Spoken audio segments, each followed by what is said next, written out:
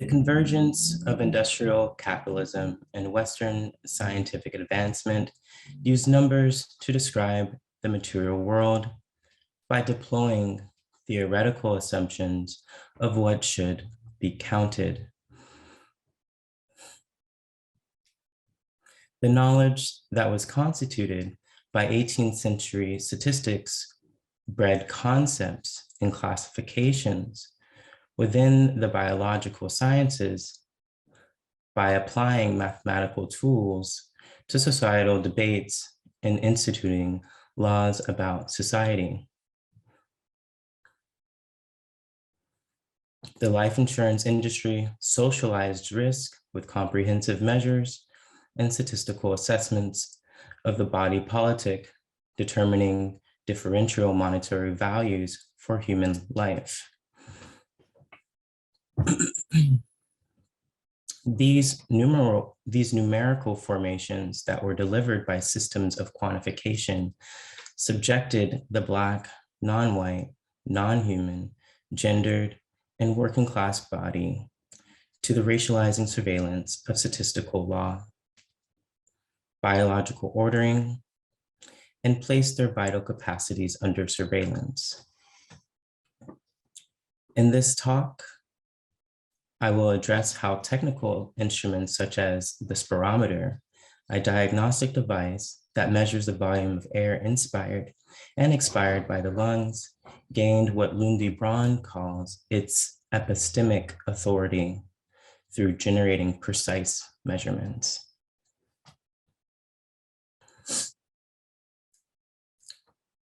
I will briefly be looking at the history of John Hutchinson, Benjamin Anthrop Gould, Frederick Hoffman, and Daryl Gates. By doing so, I will illustrate how the social implications of the science of work, the invention of the spirometer, and the institutionalization of statistics contributed to the creations of categories of difference and determined values of vitality with the use of measurements of capacity.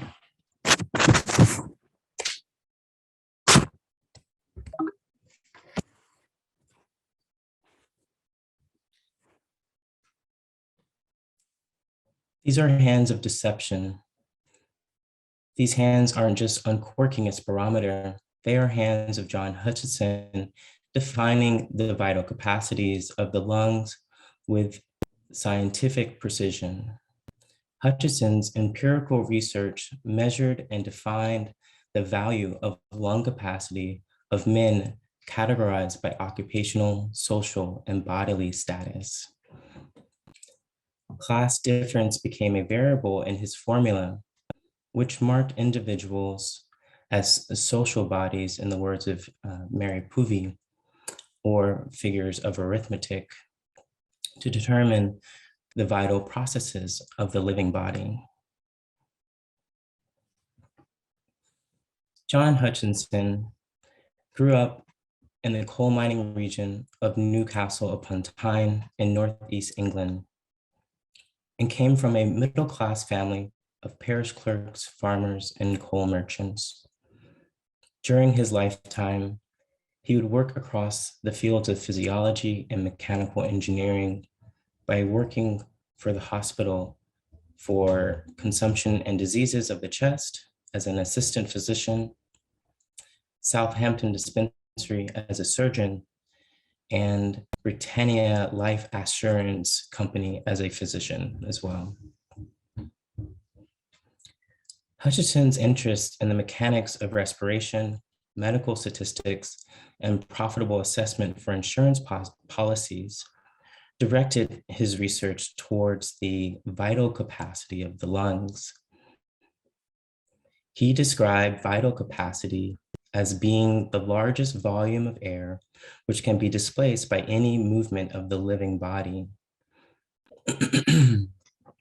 According to Hutchinson, the chest muscles that facilitated the movement of the lungs were under the control of the will, in his words.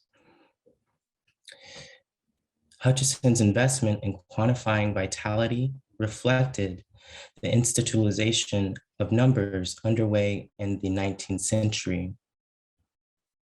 which was being shaped by the prognosis of mortality for insurance companies, the calculus of risk, the development of precision instruments, and the deployment of theoretical assumptions of what should be counted. Amid tensions being negotiated between science and theology, Hutchison gave language to vitality that promoted the mechanical functioning of respiration as a dynamic life-supporting system of the living body. While working as a physician at the Britannia Life Office, he developed the spirometer, a technical instrument for the assessment of life insurance candidates, which measures the volume of air inspired and expired by the lungs.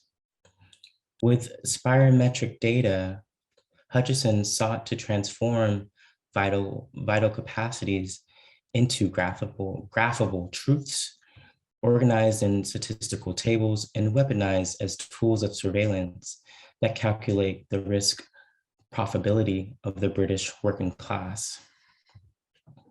The spirometer thus gained its epistemic authority via its claim to be an empirically validated scientific object that regulates and reproduces quantitative social facts about bodily arithmetic. Hutchison marshaled occupation as a mechanism to establish a standard of health for the social domain, designating military men and police officers as representatives of the, quote, healthy standard. He concludes that artisans were very low in power, while the bodies of police were good specimens with high lung capacity. Constructing comparison groups between police officers, military men, artisans, poor people, low-income individuals, he demonstrated that the spirometer was capable of performing as a technology of regulation. The administering of fitness, which is both linked to a healthy standard and a mode of survival based on the genetic makeup of an individual, was modeled after the authoritarian class of the police and military,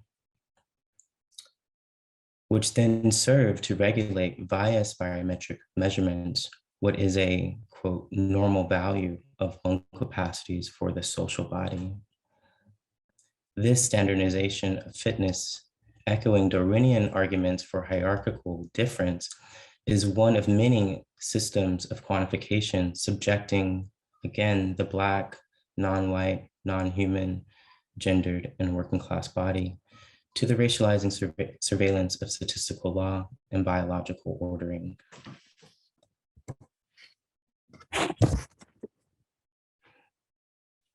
The spirometer allowed Hutchison to identify, measure, quantify, and rank the lungs into 4 compartments. The compartments were labeled as residual air, the amount of air remaining in the lungs after maximal expiration; reserve air, the amount of air remaining in the lungs after gentle, I just repeated that. Gentle expiration; breathing air, the amount of air required for the ordinary inspiration and expiration; and complemental air, the amount of air available during strenuous exertion. Hutchison claimed that reserve air, breathing air, and complemental air was not stagnant, but instead the outcome of harmonized mechanical movements of air in and out of the lungs. The value of one's vital capacity is linked to class, occupation, and race. The gentle expiration of residual air becomes nothing more than a salvage value of an individual's capacity to be insured. Shaping his role as a scientist, Hutchison's spirometric measurements were prescriptive. and normative tools to monitor and manage the population as a whole to establish normal values of human life. As a physician, his statistical life tables for insurance companies quantified profitable assessments for public health policies. When Hutchinson's empirical research and the spirometer's epistemic authority, the instrumentalization of natural sciences took shape in the field of statistics.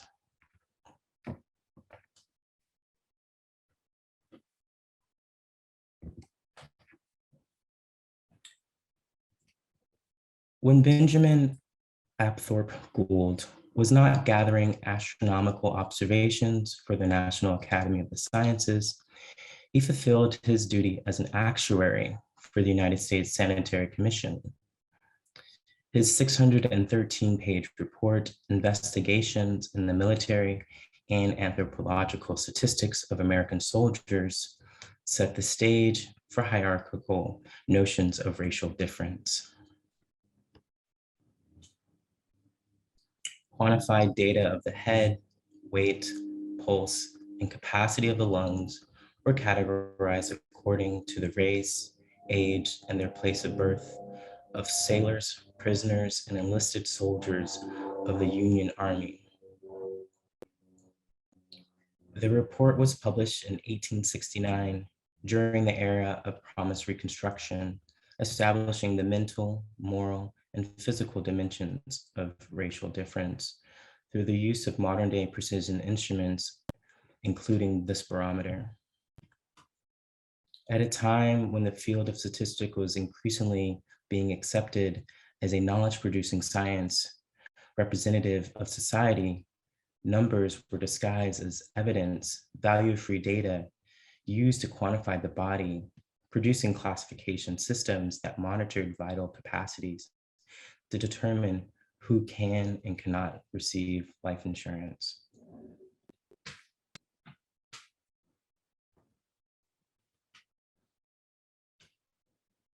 Gould's commissioned report ushered in the development of new technology that was capable of measuring specific details of the body. Gould praised the spirometer for its malleability, precision, and aptness for war. The demand for his specialized spirometer to be deployed in the field was propelled by his ambition to exceed Hutchinson's research by scaling a 21,000 sample size for his report.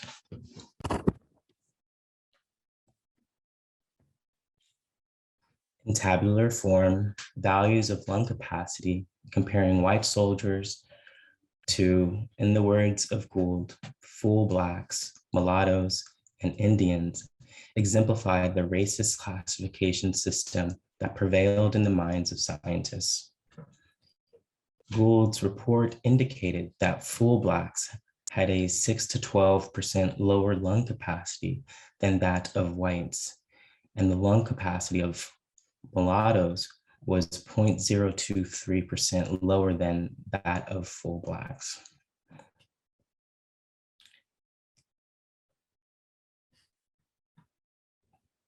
Gould failed to acknowledge the comparable conditions of labor and life of Black Union soldiers in his survey.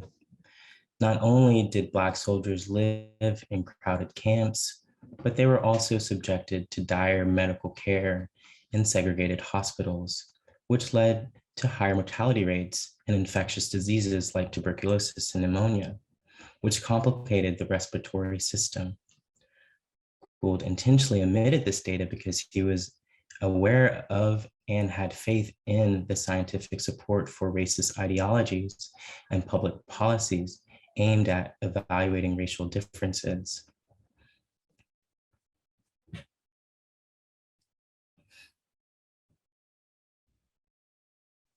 Without this specific data of social conditions included in the report, Gould enlisted white lung capacity as the standard of normal.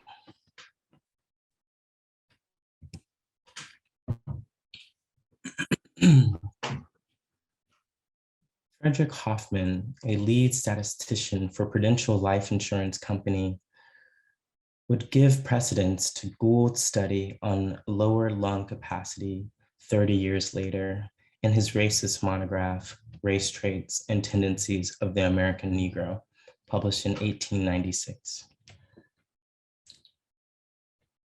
His monograph, published by the American Economic Association, gained credibility as an objective knowledge system that applies statistical probability, eugenic theory, and spirometry readings to determine that African Americans were uninsurable.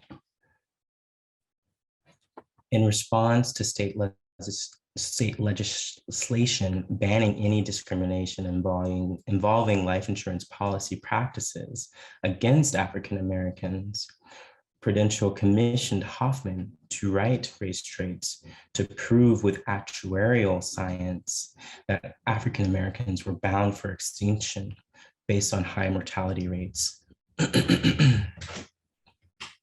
He was appointed to the company's actuarial branch to give technical advice on policy development and assess risk in potential consumers. Since the life insurance industry partially funded the United States Sanitary Commission, Hoffman gained access to Gould's spirometric data on lower lung capacity, enabling him to make connections between respiration, lung capacity, and racial inferiority.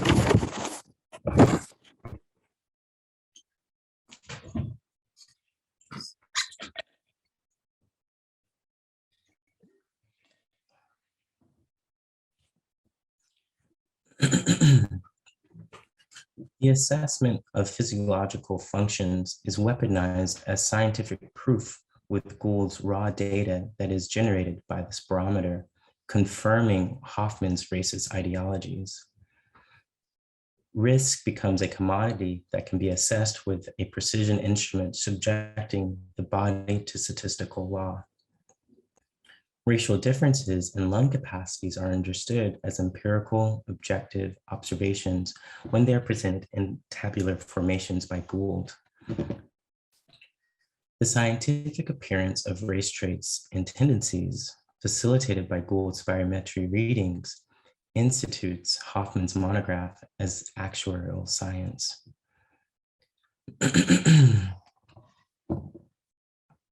For Hoffman, racial destiny and the race problem could be articulated in a statistical narrative that claims African Americans are incapable of modern life outside of slavery due to the vitality they lose once they have left the plantation.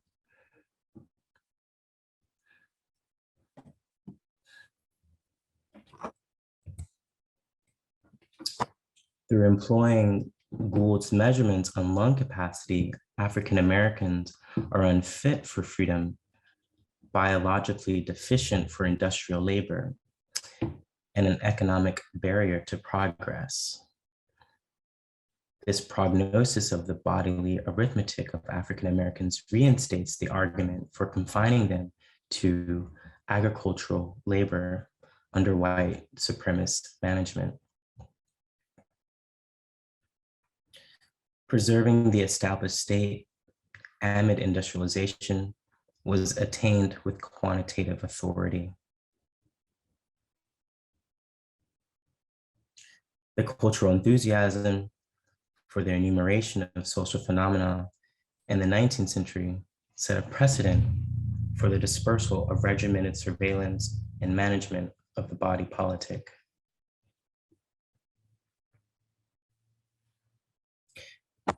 The knowledge that the spirometer produces cannot be divorced from risk-making practices carried out by life insurance companies that participate in the embedding of anti-Blackness, classism, ableism, and cis-heterosexism into the architecture of the device. The manufacturing and standardization of prognostic instruments are fused with the life insurance industry's desire to find regularity in the mortality rates of specific groups of people. Risk analysis is a realizing feature of the life insurance industry. It is conveniently objective when the enslaved Black body is understood as an insurable property that is justifiably thrown into the ocean by illness and risk. Systems are calculable when Hoffman determines that African Americans are insurable based on the statistical representations of their lung capacities.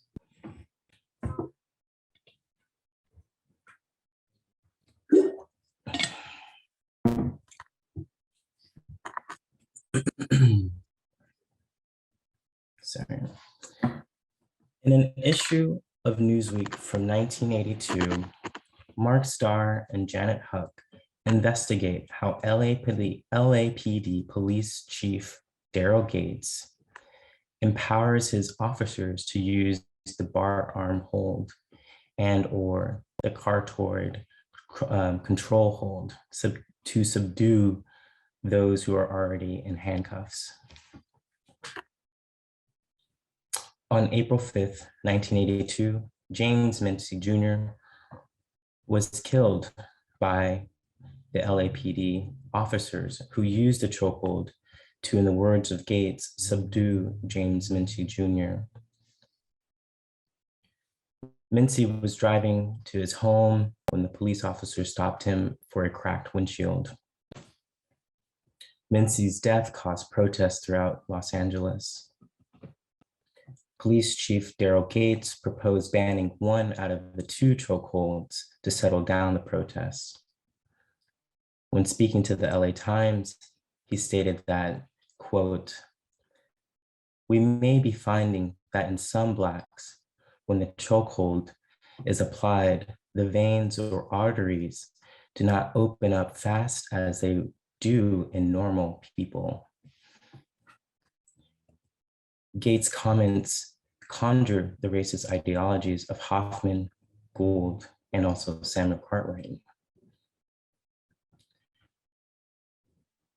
Daryl Gates never apologizes for his comments, but instead doubles down on the statement in his biography by stating that what he meant to say is that Black Americans were more predisposed to vascular conditions and therefore less likely to have normally functioning arteries.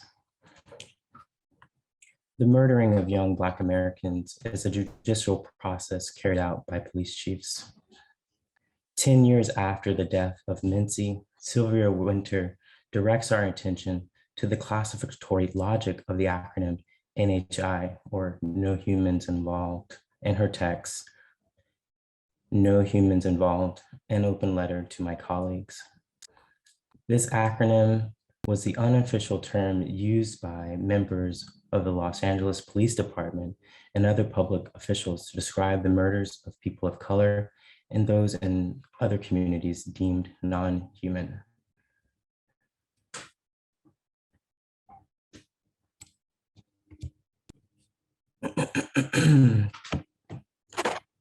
In his essay, The Universal Right to Breathe, Achille Mbembe addresses the threshold of suffocation that has existed before COVID-19. And I quote, "Before the virus, humanity was already threatened with suffocation. Everything that fundamentally attacks the respiratory tract, everything that, in the long reign of capitalism, has constrained entire segments of the world population, entire races, to a difficult panting breath and life of oppression.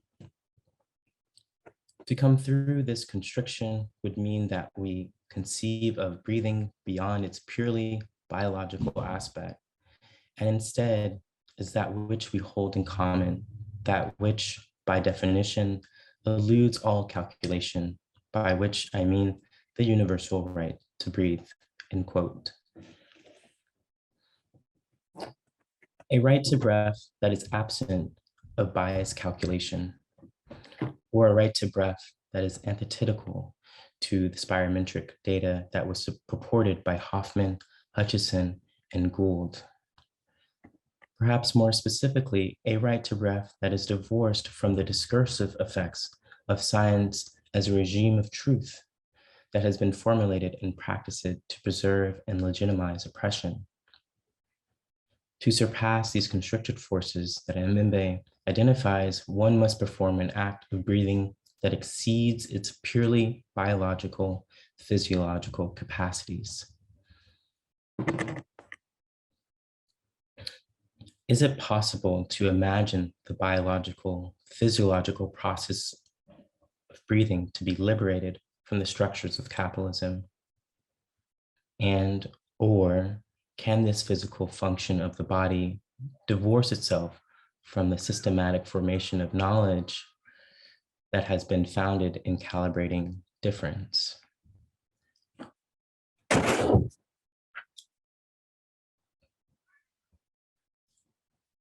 So that was the essay, the reading part. Now I will begin to talk about some of the artworks that I developed,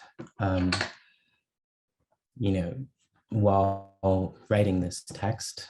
I developed them like alongside the text, I usually say. And this one being the most recent, where I use the table of lung capacity that is being compared between white soldiers and Black soldiers that shows up in the text Military Investigations by Gould. And then in the middle, you see an older spirometer that was invented by Hutchinson. And then next to that, you see a arm closing in on the carotid artery, which is the chokehold that is used by police officers, by the LAPD.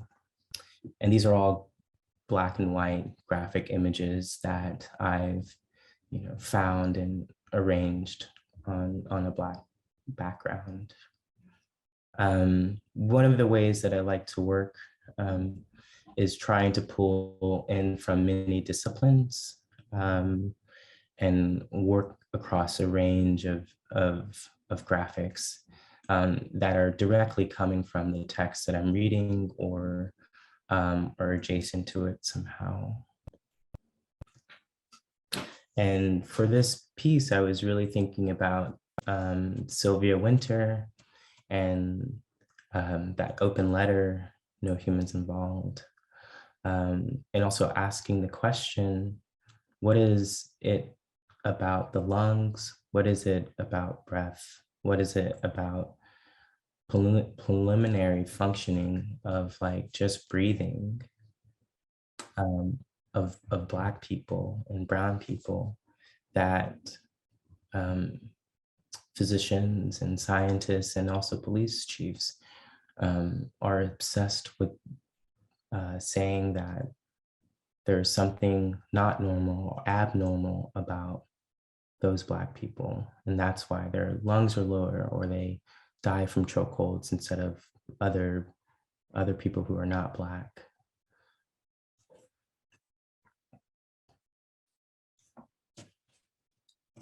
So again, just to kind of walk through this work, and I should say that this is a part of a series of work that you're seeing, and I call them entropic paths, as in entropy, because a lot of the ways I was coming into this information are trying to understand how the spirometer becomes racialized, or how breathing becomes racialized, or at least as a measurement to be racialized, was looking at what was happening across time and place. So with this piece, again, on a Black background, there are several Black and white images and text. At the top, you have two workers being captured. I believe that they're hammering. And it's a photograph by Julie Etienne-Marais, where you first start to see how photography comes in as like a tool to measure the science of work, measuring when does a worker's body become tired after repeated movements. So you're also seeing in this moment that there is an interest in fatigue, or muscles becoming fatigued, or workers becoming fatigued. But from that top image, there's some arrows going in many different directions, and one of them is going to another black and white image that's a lithograph of acedia. And I chose this image because when I was reading for this essay, I was looking at this book called The Human Motor by Anton Robbenbach, where he is also talking about the body, the human as like a machine. And he begins with looking at religion as a precursor to industrialization. And something that he finds in religion that's interesting is that this punishment of becoming tired during prayer, which is a sin, which is also called acedia. And the way he's thinking about that is like, this is the introduction of like why there is such a push for people being productive, a push for people never getting tired, whether it's when you're praying or whether it's when you're working. And he's trying to map this like historical analysis from where is it when fatigue becomes a focus point that leads into this kind of science of work and measuring when bodies become tired. And so from that black and white image, still on the surface of my piece, I have another arrow leading from that print of acedia going to the first law of thermodynamics, where there's AU equals Q minus W, AU equals change in internal energy, Q equals heat added, W equals works done by the system.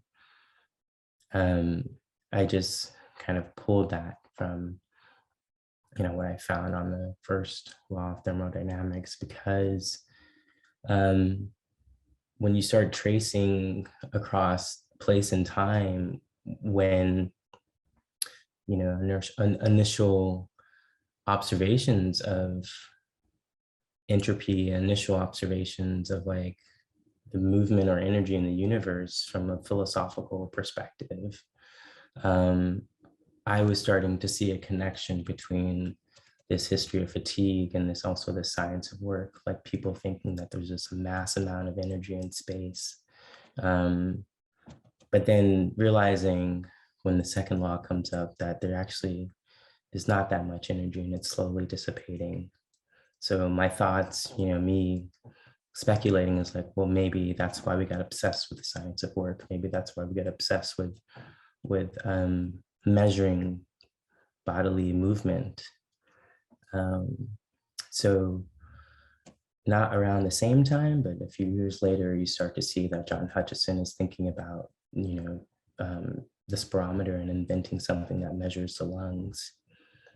So I think this work kind of maps a path or a route of like how my mind was working when I was thinking about this text. Is like, and also thinking about the text by Mbe, Universal Right to Breathe. It's like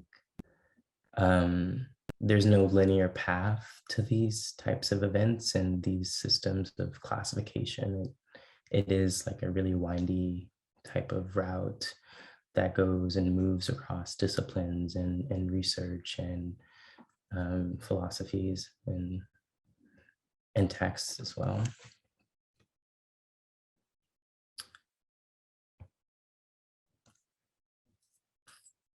And as I continued to wanted to work in the same format, again, on a Black background with white images, I tried to stay with the life insurance aspect of spirometric data. So I have the Prudential logo in the top right. I have Hutchison's graphic of how he imagined the compartments of the lungs working. But instead of having air after complemental breathing reserve to distinguish the compartments, I put value instead. So that was the kind of intervention that I did for how he was defining vital capacity, was actually, consistent with his relationship with Prudential and being a physician that was interested in finding out how to place a dollar or a value to human life or the lungs. And then moving back up to the top left, kind of on its side is another statistical table developed by John Hutchison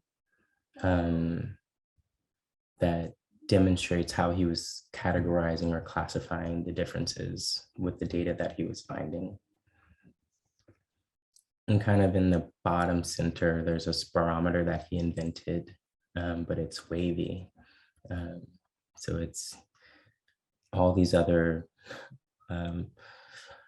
features, whether it's his graphic of the compartments of the lung, or if it's the Prudential logo, or kind of moving through the spirometer of the machine itself.